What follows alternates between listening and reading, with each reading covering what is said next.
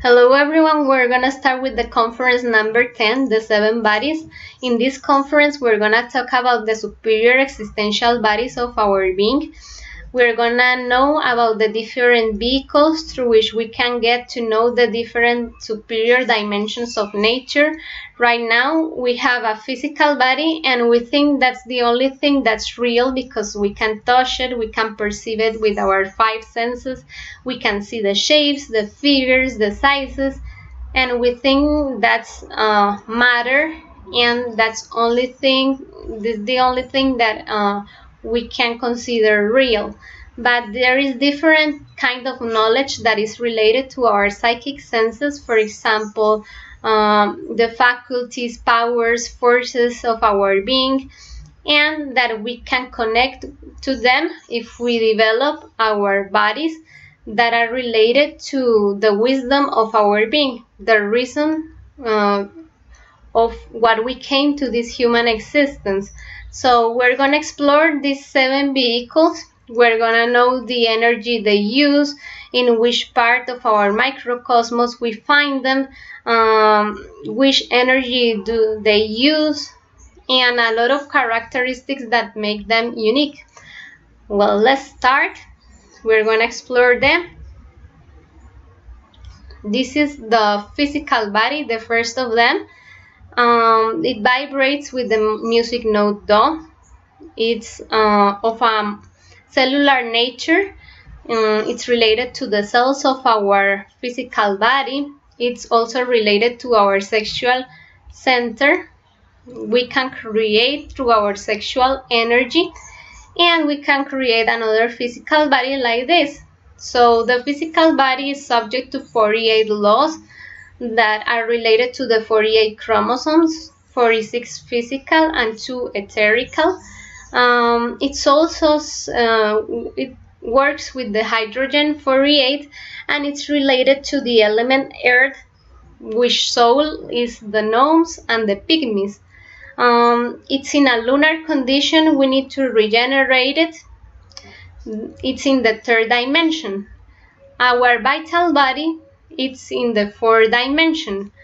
This vital body is of an etheric nature. It has a different nature. We have 4 kinds of ethers. For example, the first of them is the chemical, is the process of assimilation of our body.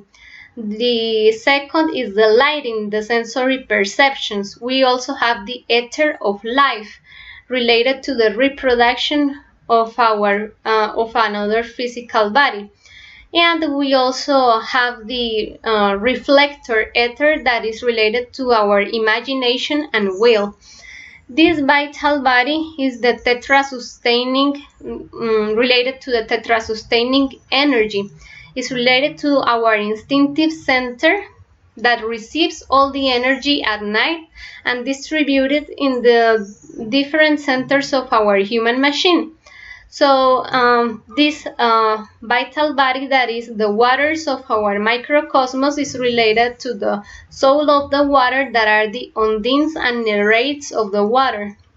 Right now, it's in a lunar condition and we need to regenerate it through Suprasex. Let's move on to the following body, that is the astral body. The difference with the previous body is that the 3 next of them, we need to create them.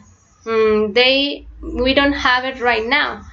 So we need to use our sexual creative energy not only to regenerate them, but to create them from the principles. So the astral body is of a molecular nature.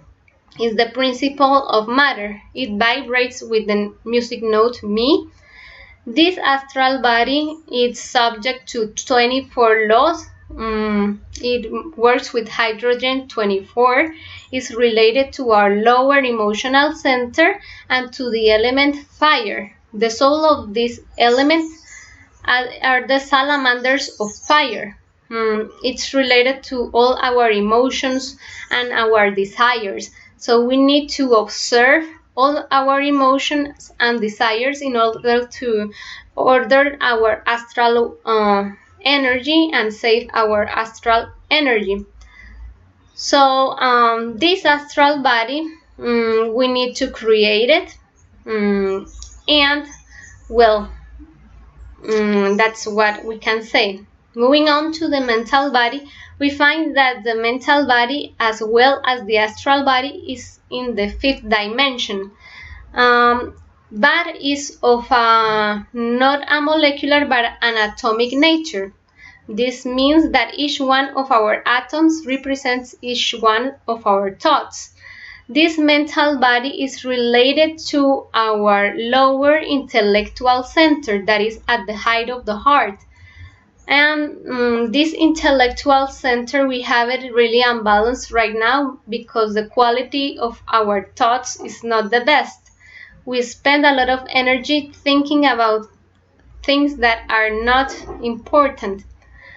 Well, this mental body is related to the element air, and the intelligences of this element are the sylphs and sylphids of the air. It works with 12 laws, well, it's subject to 12 laws, and works with hydrogen 12.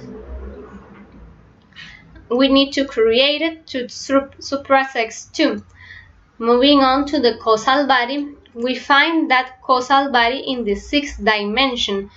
This causal body is of electronic nature. It's related to the electrons of our molecules, of our atoms.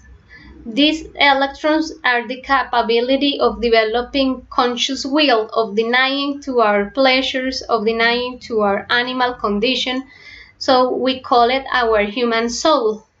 This causal body, we find that works with 6 laws, is subject to 6 laws, works with hydrogen 6, and it's also related to the element ether. The element ether is like an element different to the fire, water, air, because it contains all of them. So it's the person that develops the causal body has the conscious will to order to all the elements of nature, and all of them will obey them. At this moment, the person already has the conscious will and the human soul created. Now we're gonna talk about our Buddhic body.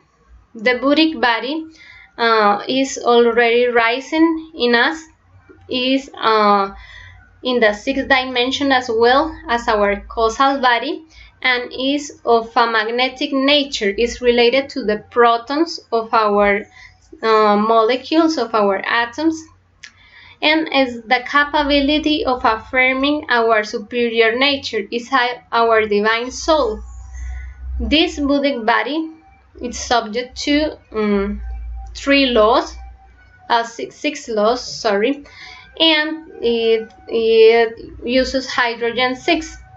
So, well, we need to connect to that body and develop that spiritual connection. The causal body, sorry, I forgot, is related to the motor center at the height of the larynx. It works with motor energy, and the Buddhic body, it's located in the higher emotional center, that is in our pituitary gland. The last of all, in the 7th dimension, it works with 3 laws, is the atmic body. The atmic body has a photonic nature, which means it's our light, is our wisdom, our father, our innermost. So it works with hydrogen 3, and it's in the higher intellectual center at the height of our pineal gland. We need to connect with that part of our being too. So these are our 7 superior existential bodies for our being, and we can develop them through the Suprasex technique. Here we have the chart in which we found our microcosmos, our human machine, and the different places in which we are going to ascend our fire of the kundalini through the different vertebrae of our spinal cord. When we get to the height of our sexual center, we're going to regenerate the sexual body. When we ascend through the sacrum bone, we are going to develop our vital body. When we ascend the fire here to the lower emotional, we are going to create the astral body. Then creating the mental body, creating the causal body, and connecting with the buddhic and atmic body. That is the sexual transmutation. And it's done through a sexual practice in which we are not going to expel the energy through orgasm or ejaculation, but we are going to send it and do a transmutation. So here we find related to the element earth, physical body, instinctive body related to the element water, the astral body related to the element fire, the mental body related to the element air, and the causal body related to the element ether. We know that here we find the gnomes, pygmies, here we find the undines and nereids, here we find the salamanders of fire, here we find the sylphs and sylphids of the air, and here we find the whole human power to rule the different elements of nature. The human soul. And here we find another element that is akasha, related to the buddhic body.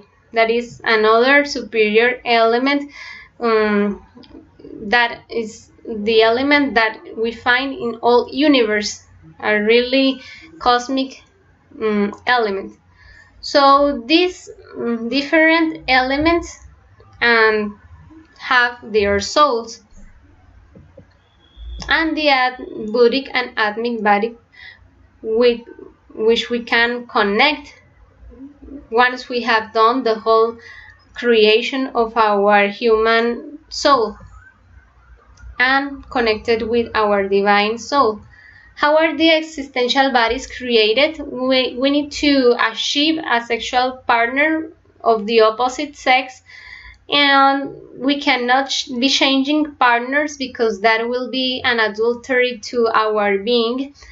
If we find internally, if our divine father tells us that we need to change partner, we need to wait minimum 1 year to do the magnetic pause.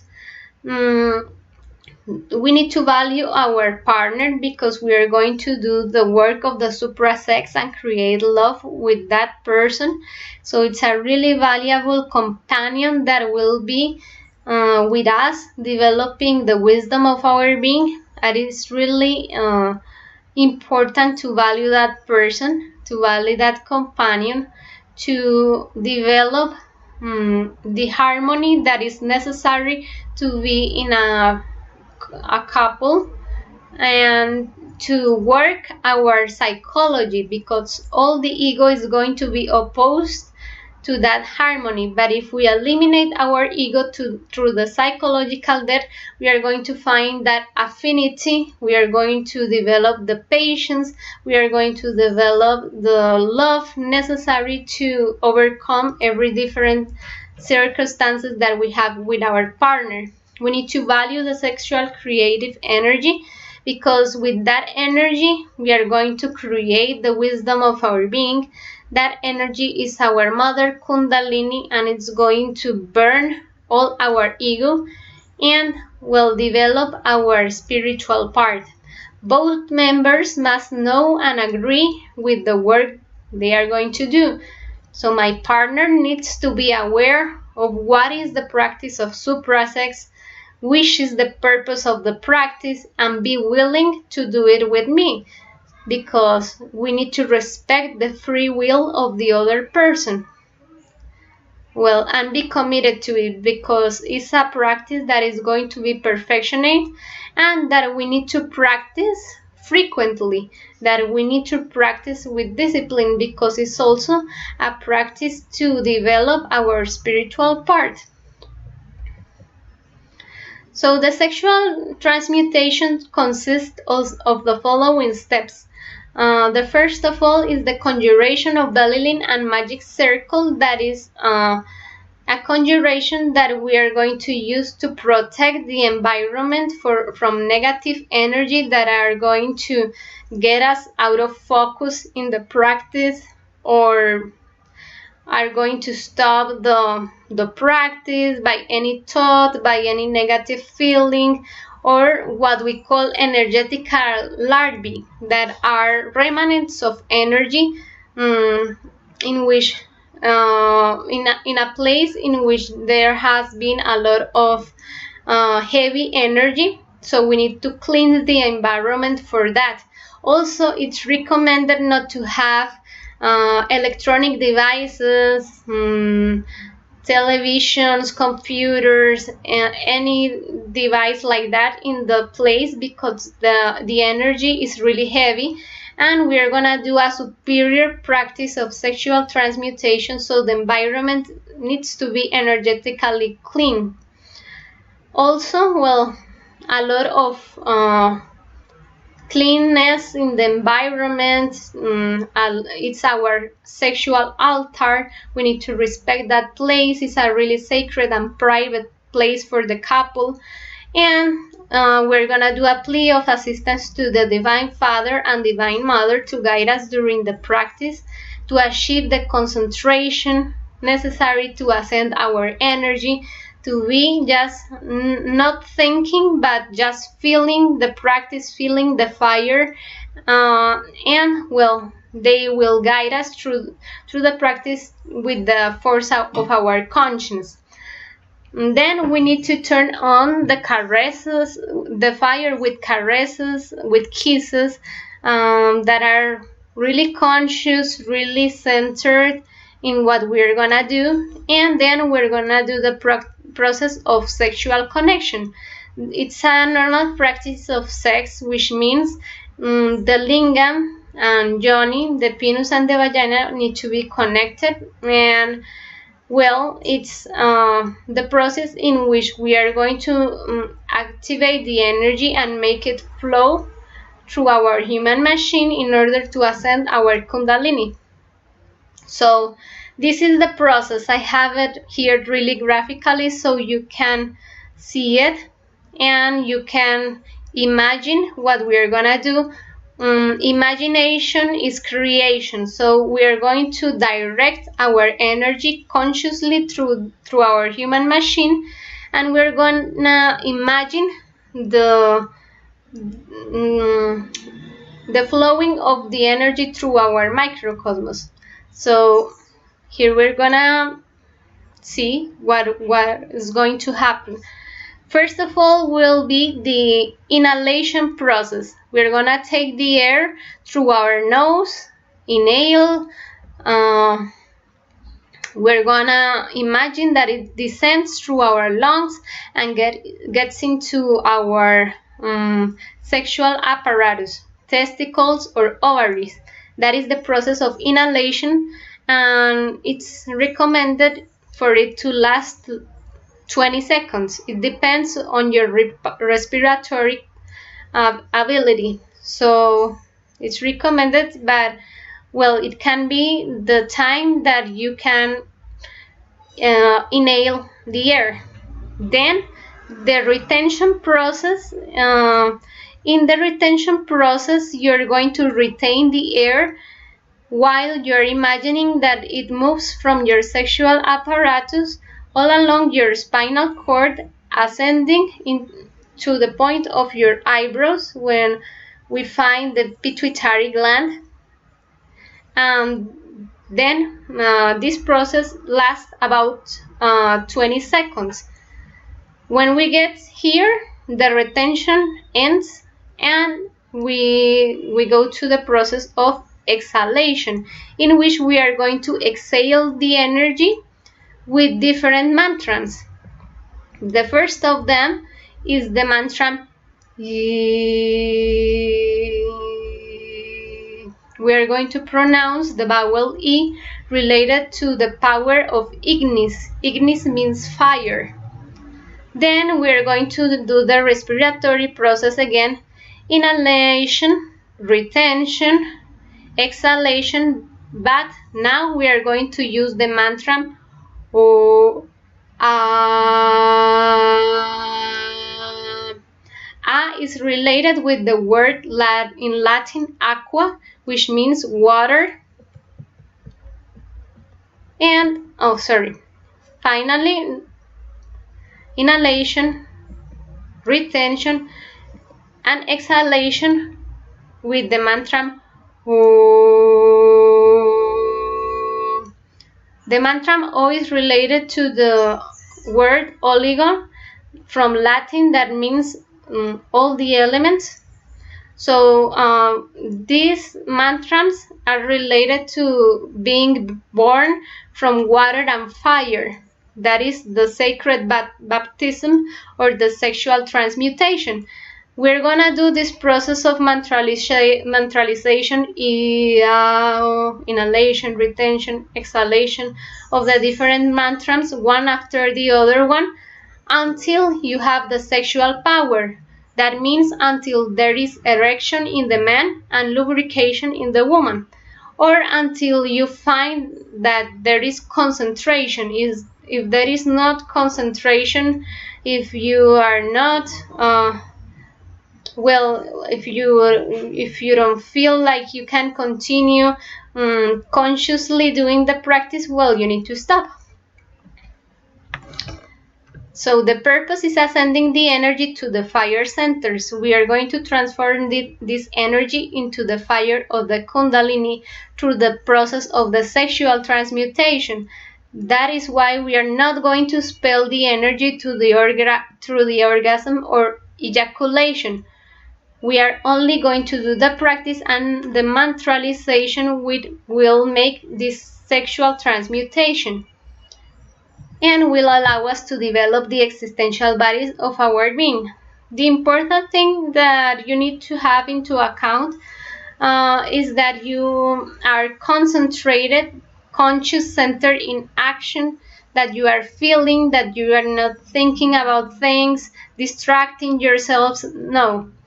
Just focusing in feeling the energy ascending, imagining that, directing consciously your energy, having the will to resist the activation of the energy can get a little bit strong, so you need to maintain yourself focused in ascending that energy and making it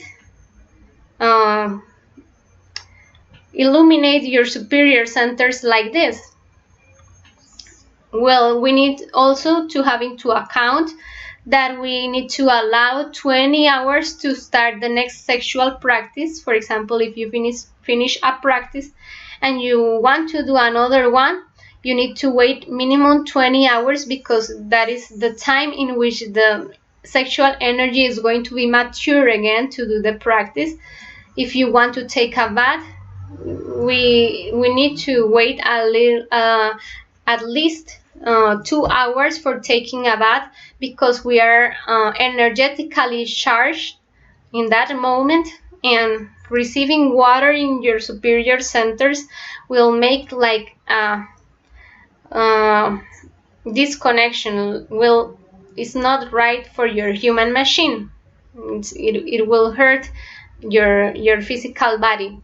So also that there are different things that you need to have into account. The physical body of a woman, it's not up to the practice in the periods of menstruation, pregnancy, or lactation, because in those moments it's not prepared, the sexual energy is not ready to do a practice of sexual transmutation. And well, we need to have the sexual altar in good conditions of cleanliness, of organization.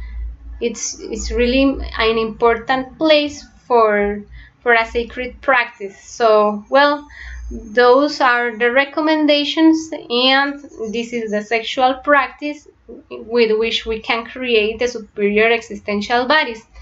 If you have any questions about this conference, I'm willing to hear you. I'll be aware of everything that you need to say. Thank you for your attention and have a good afternoon. Bye.